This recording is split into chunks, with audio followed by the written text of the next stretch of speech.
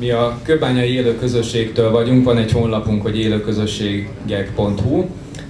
Egy iskolába és most már több helyen, falvakba építettünk kemencéket összefogásból, illetve rendszeresen csütörtökönként minden nap, egész nap sütés van a kemencében, erre is keresünk önkénteseket. Ez a Széchenyi iskola Újhegyen, a Újhegyi Sétány 1-3 alatt a 10. kerületbe, és minden este, most már 4.-5. éve szervezünk olyan előadókat, olyan előadásokat, ami mind az ébredésről szól, és mindenki térítésmentesen jön szeretetből.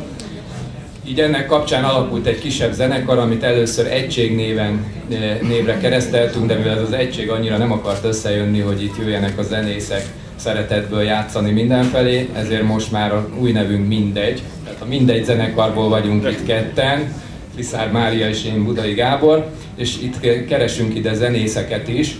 A terv az, hogy a legkülönbözőbb korok a hangszereit és zenéit hozzuk össze, mind a szkíta alapú népek dallamvilágából, tehát itt gondolok a ősi magyar énekek, szanszkrit, tibeti, kelta, hiszen ezek mind szkíták, ha nem tudtátok eddig, akkor most jól tudjátok, meg hát egyébként is körülbelül egy hete megalakult a szkíta önkormányzat.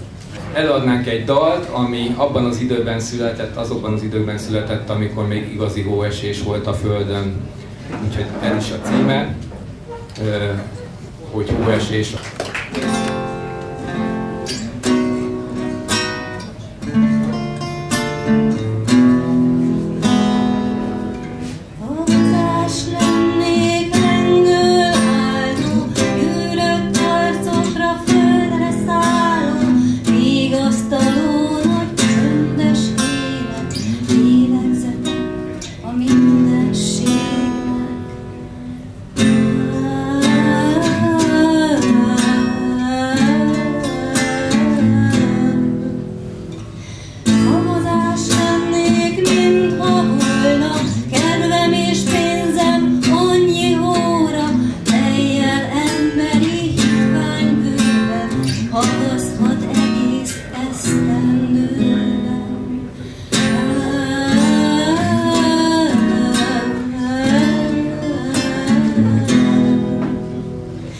Lassú, mint akit nem is